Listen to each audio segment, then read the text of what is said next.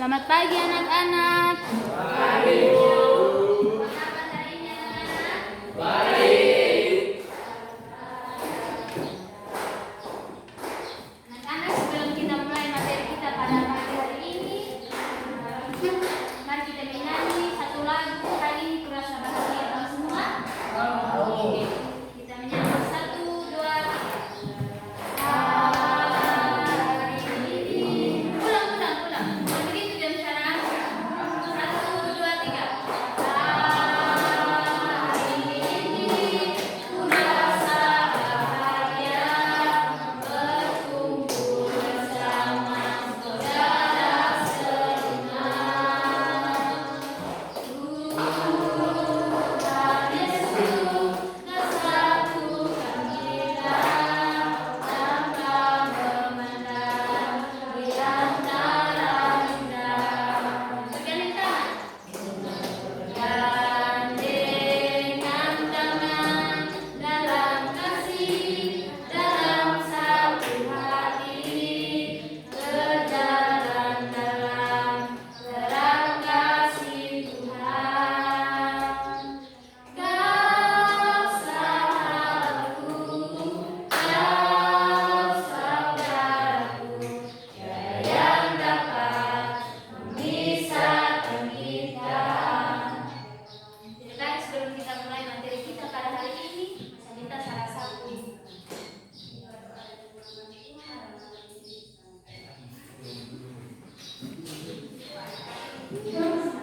Atau ini ada yang di belakang?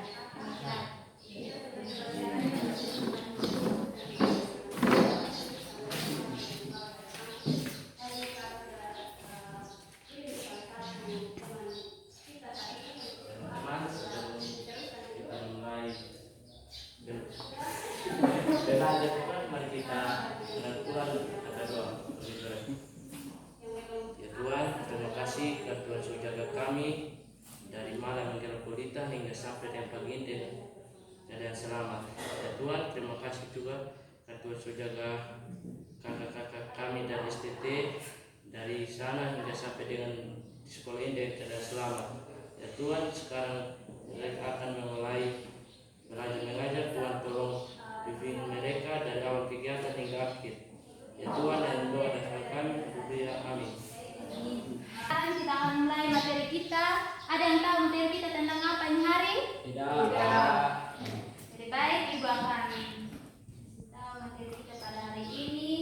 Materi kita pada hari ini anak-anak, strategi menolong pemuda atau kurikulum 4 dalam pemuda.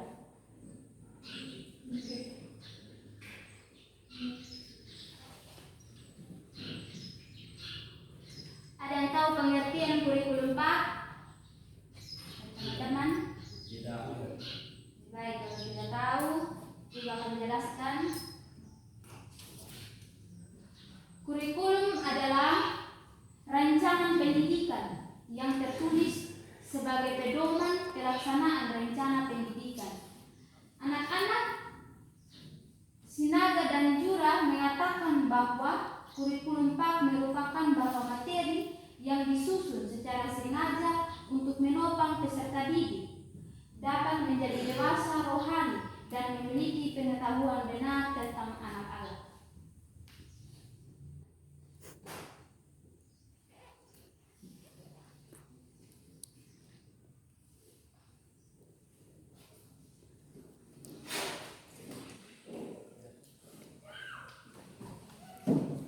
Lanjut, menunjukkan memberikan pendapat perbedaan bahwa kurikulum 4 tidak hanya sebagaimana susunan materi yang tertulis, yang juga sebagai pengalaman yang dialami oleh peserta didik selama proses belajar berlangsung. Kurikulum 4 ini memiliki peranan yang besar dalam menjelaskan sebuah pendidikan, karena itu seharusnya kurikulum 4 disediakan dengan sengaja untuk membentuk peserta didik sebagai murid Kristus yang menghidupi imannya dengan benar kepada Tuhan Yesus Kristus.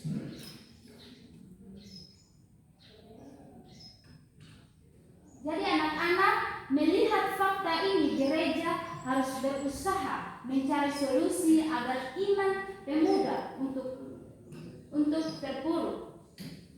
Gereja harus melakukan pembinaan terhadap pemuda untuk masalah-masalah hidupnya. Dengan pembinaan oleh gereja pemuda diharapkan agar tetap optimis, menilai kehidupan yang tanggung jawab.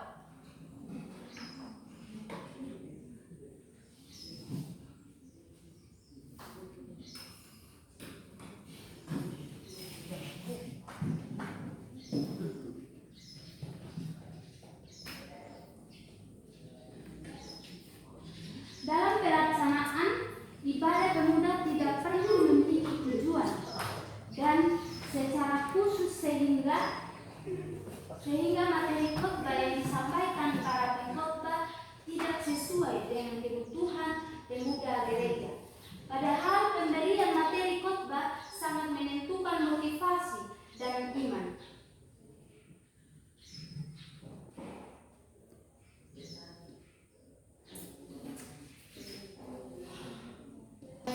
Para pemuda harus menjadi alat penolong pemuda menentukan jawaban hidupnya dalam Tuhan Yesus Kristus.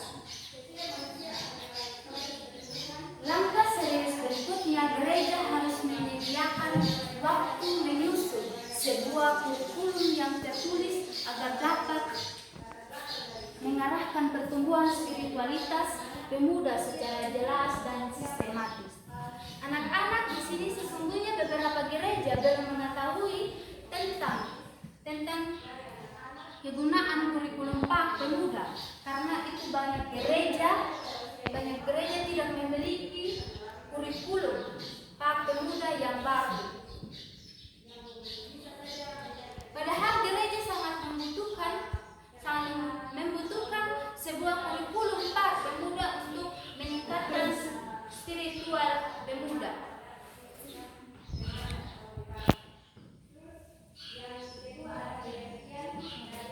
Kita akan masuk dalam slide yang berikut. Komponen-komponen penting dalam kurikulum PAK. Tujuan PAK ini dimaksud menyebutkan perkembangan kebutuhan pemuda gereja dan penyampaian akhir dalam pelaksanaan pembinaan yang ditentukan dari awal. Yang kedua, isi atau materi PAK. Mengenai sebuah materi atau pengajaran yang akan diberikan pada saat proses belajar mengajar yang harus disesuaikan dengan kebutuhan pemuda gereja. Yang ketiga, proses pembelajaran PAK. Proses pembelajaran mengajar yang dirancang dari awal sesuai dengan kurikulum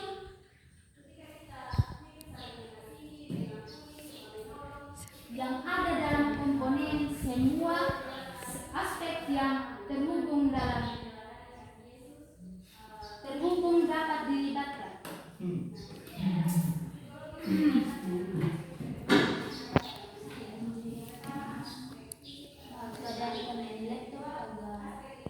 Termasuk slide yang berikut, menurut Rostock ada 8 syarat pendidikan Kristiani yang efektif, yaitu yang pertama, pendidikan Kristen gereja dari Yesus Kristus bekerja, di mana proses pendidikan tidak dipisahkan dari komunitas asli.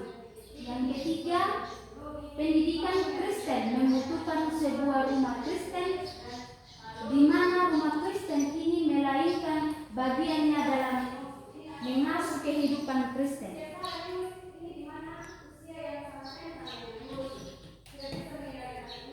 Yang keempat, pendidikan Kristen membutuhkan sebuah sekolah gereja yang benar-benar sekolah.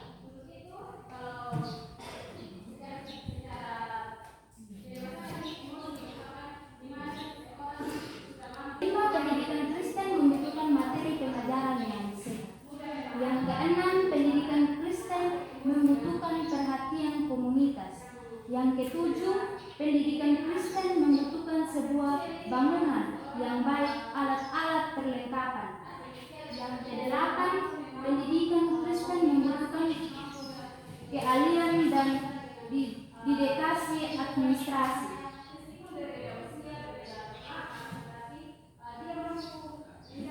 Anak-anak sekalian, program yang direncanakan oleh gereja untuk memenuhi tugas dalam pendidikan jemaat termasuk pemuda.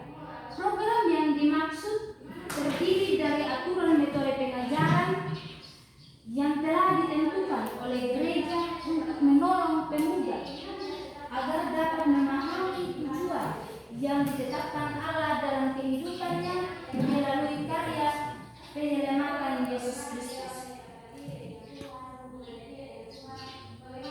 Jadi baik anak-anak, kita akan masuk dalam slide yang berikut, peranan kurikulum PAK dalam meningkatkan spiritualitas pemuda.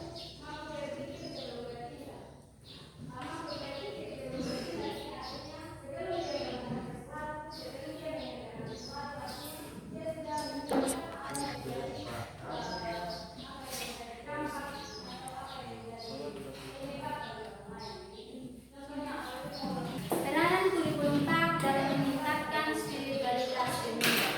Yang pertama, salah satu cara serius dalam meningkatkan pertumbuhan iman dari para pemuda gereja adalah dengan melakukan pembinaan yang teratur, dirancang dengan baik dengan berfokus pada ide-ide yang kreatif.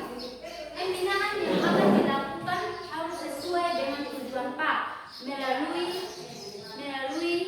pelahan firman Tuhan dengan menggunakan sesuai kurikulum yang terpadu dan terpercaya juga sistematis.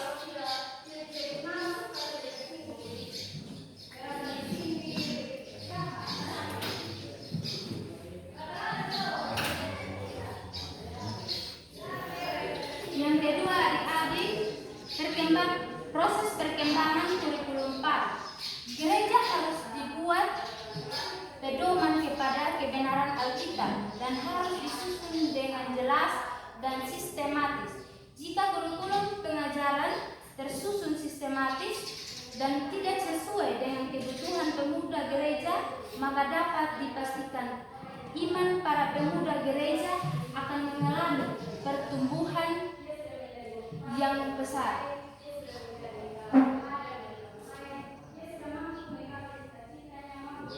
Menurut Gospel, kurikulum adalah sebuah pengalaman pelajaran yang dialami para peserta didik selama proses pendidikan di bawah asuhan yang terkontrol dengan baik.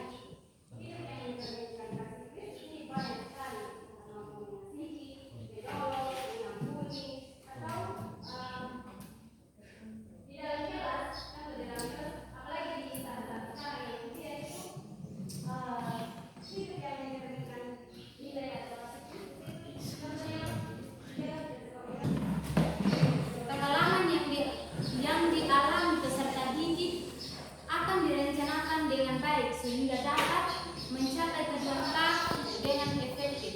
Hal ini berarti proses PAK akan dilakukan secara teratur dan sistematis sehingga akan membantu pemuda dapat mengikuti proses PAK dengan mudah dan menyenangkan. Proses PAK ini yang teratur dan menyenangkan akan membantu pemuda memahami rencana dan kehendak Allah dalam hidup mereka.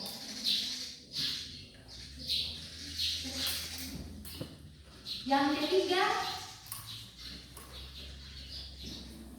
Junihot M. Simenanjung mengatakan bahwa kurikulum memiliki beberapa peran yang nyata dalam proses pembinaan jemaat termasuk dalam pemuda. Peranan kurikulum yang dimaksud adalah yang pertama, saran untuk membantu meningkatkan kemampuan berpikir bagi mereka yang menggunakannya termasuk pemuda. Yang kedua, sarana untuk meningkatkan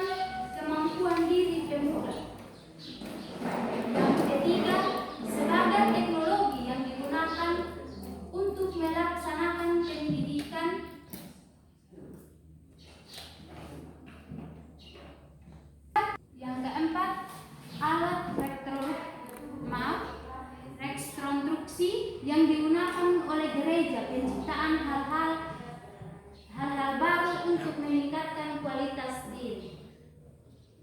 Yang kelima, sarana yang menjaga pengetahuan. Kurikulum memuat ajaran yang diperlakukan umat Tuhan termasuk pemuda sehingga membantu jemaat bertumbuh imannya menjadi dewasa. Yang keenam, alat untuk meningkatkan spiritualitas karena kurikulum PAK bagi pasti memuat tujuan PAK yang ingin meningkatkan spiritualitas pemuda. Yang ketujuh, alat yang membantu pemuda memahami alat dengan benar. Karena di dalam kurikulum PAK pasti memuat materi-materi tentang bagaimana memahami kehendak Allah.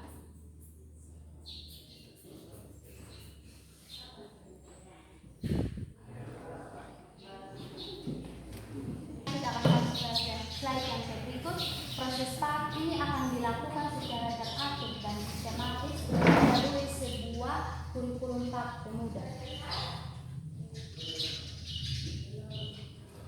Kurikulum PAK pemuda ini akan membantu peserta didik mengetahui dan mengerti tentang rencana dan kehendak Allah dalam hidupnya. Pada dasarnya kurikulum PAK pemuda merupakan acuan yang dijadikan dasar atau pedoman oleh pengajar dalam pendidikan pemuda dan disiplin dan terarah untuk mencapai tujuan PAK yang sesungguhnya. Karena kurikulum PAK pemuda mengandung komponen-komponen dan prinsip-prinsip penting yang digunakan untuk mengajar dan mendidik pemuda secara efektif dan efisien. Kurikulum PAK akan menolong pemuda dan menemukan tujuan hidupnya yang sesungguhnya. Ketika kurikulum PAK pemuda diterapkan dengan baik, maka dapat dipastikan pertumbuhan spiritualitas pemuda pasti akan mengalami peningkatan yang jelas dan signifikan. Jadi baik adik-adik, di sini ada diskusi kelompok.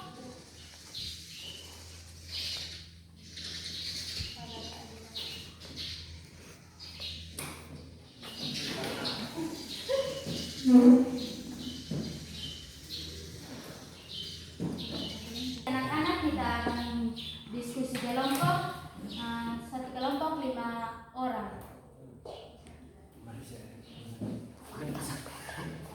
Buat dalam 2 kelompok.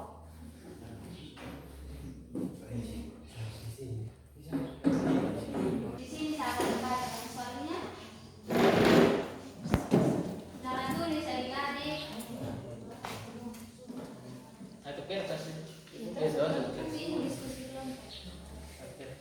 Yang pertama, apa tugas utama penolong pemuda dalam menjalankan kurikulum PAK pemuda? Apa tugas utama?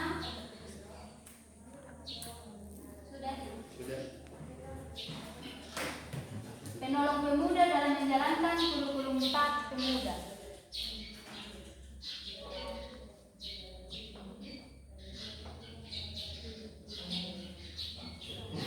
Sudah? Belum.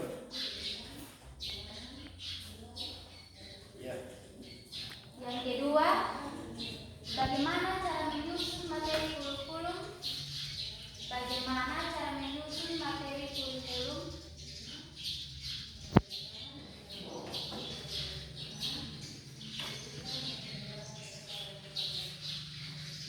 Sudah?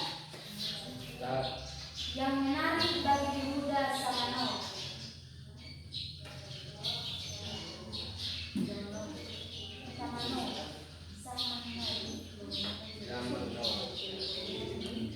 Sudah diadili? Sudah Bu.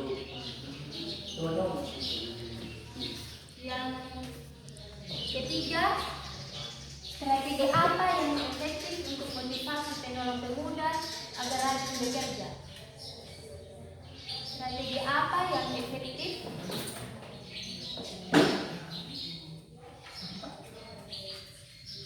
untuk motivasi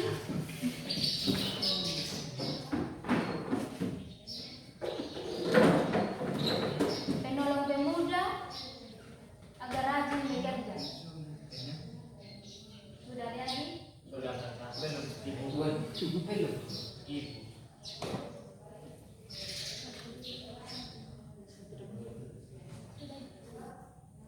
Yang keempat, ini yang terakhir sudah, bagaimana penyelesaian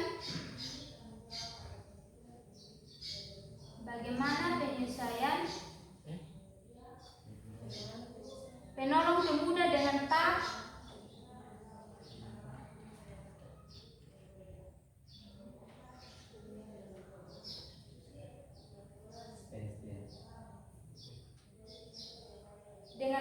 pemuda dalam mengimplementasikan kurikulum.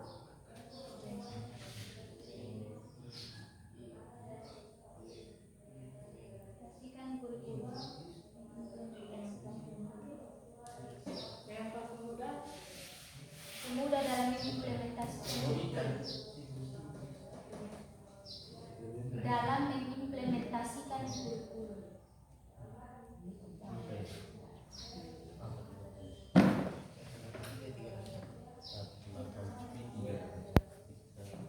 Jadi baik adik-adik, silakan kerja tugas kelompoknya sebentar dijawab. Siap Bu. Kita maju.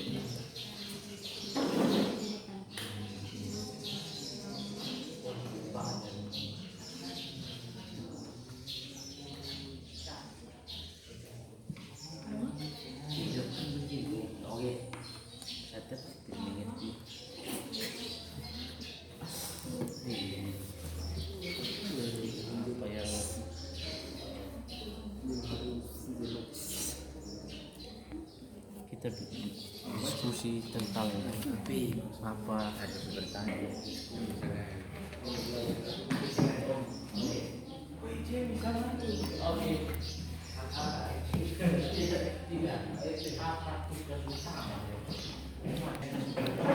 Tugas utama penolong pemuda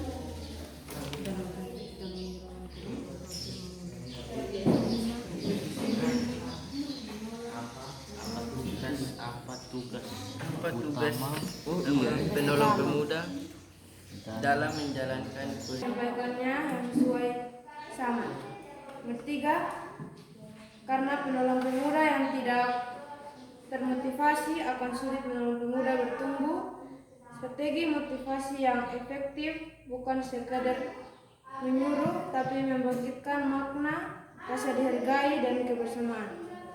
Nomor 4, penyelesaian peran dan cara kerja penolong pemuda antara PAK umum dan PAK pemuda dalam mempresentasikan kurikulum terletak pada pendekatan metode dan relasi, bukan pada tujuan sama membawa peserta makin serupa Kristus, tetapi cara menolongnya berbeda. Sekian dan terima kasih. Terima kasih untuk kelompok 1, kita berikan aplaus yang meriah. Yang berikut kita akan masuk dalam kelompok yang kedua. Silakan kelompok 2. Terima kasih atas waktu yang diberikan kepada saya, kami dari kelompok 2. Tugas penolong pemuda, jalankan kurikulum damping pemuda jalan teladan dan pantau perkembangan.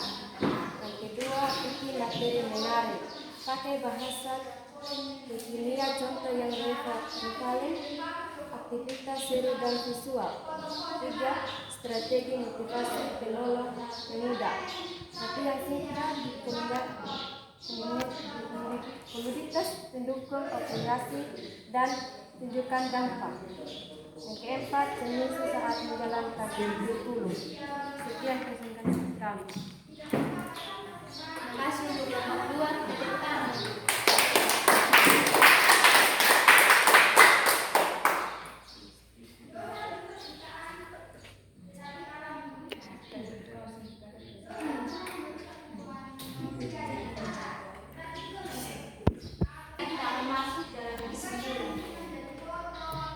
Kesimpulan kurikulum PAK adalah kumpulan bahan materi yang disusun secara sengaja untuk menolong peserta didik menjadi dewasa.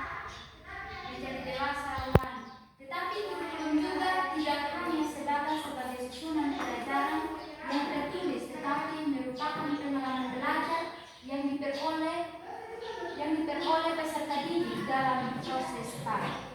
Kurikulum peranan besar dalam merealisasikan sebuah pendidikan termasuk PAK, karena itu seharusnya kurikulum PAK disediakan secara sengaja untuk membantu meningkatkan spiritualitas pemuda.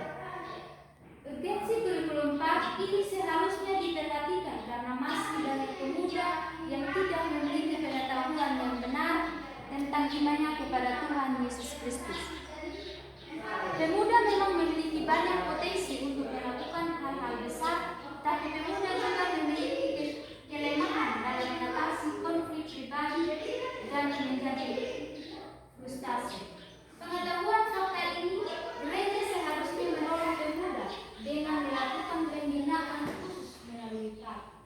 Pembinaan terhadap pemuda harus dilakukan secara teratur dan sistematis agar tujuan PAK dapat tercapai dengan efektif melalui sebuah kurikulum PAK. Karena kurikulum PAK dapat dijadikan sebagai acuan dalam membimbing dan melatih pemuda secara disiplin dan teratur selama proses pembelajaran PAK. Menurut konsep-konsep dalam menyusun sebuah kurikulum PAK yang baik, karena tanpa adanya komponen dan prinsip dalam kurikulum, maka kurikulum tersebut tidak dapat diterapkan dengan baik. Jika prinsip komponen kurikulum PAK diterapkan dengan tepat, maka pasti spiritualitas pemuda akan mengalami pertumbuhan yang jelas. Jadi baik adik-adik, sampai di sini kita materi kita pada hari ini. Jika ada pertanyaan dari teman-teman,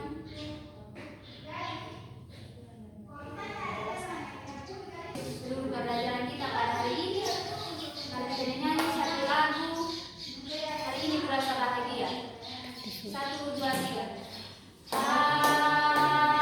Hari ini kurasa bahagia, berkumpul bersama saudara seiman. Tuhan Yesus telah satukan kita tanpa memandang di antara kita. Dan dengan tangan dalam kasih, dalam satu hati, berjalan dalam terang kasih Tuhan. Kau sahabatku, kau saudaraku, tiada yang dapat memisahkan kita. Lebih baik teman-teman kita akan bersama dan pimpin pada hari ini. Sebelum kita pulang, mari kita menghadap Tuhan di dalam doa. Kita berdoa. Tuhan Yesus yang baik, terima kasih atas penyertaan Tuhan dan perlindungan Tuhan dari awal pembelajaran kami hingga pada akhirnya pada saat ini. Terima kasih juga Tuhan Yesus, dan apapun yang kami pelajari tadi, kami boleh artikan dalam kehidupan kami masing-masing. Apapun yang menjadi pelajaran pada hari ini, semoga menjadi dalam kehidupan mereka, agar mereka menjadi sesuai dengan kehendak Tuhan. Ya Allah Bapa yang ada di dalam kerajaan surga, pada saat sebentar kami akan kembali ke tempat kami masing-masing. Mari Kau jaga dan lindungi kami dalam perjalanan, agar kami tiba dengan keadaan selamat ke tempat kami masing-masing. Ya Allah kami yang ada di dalam kerajaan surga, ini doa dan permohonan kami. Hanya di dalam nama Tuhan kami Yesus Kristus kami telah berdoa kepada Bapa di surga. Amin.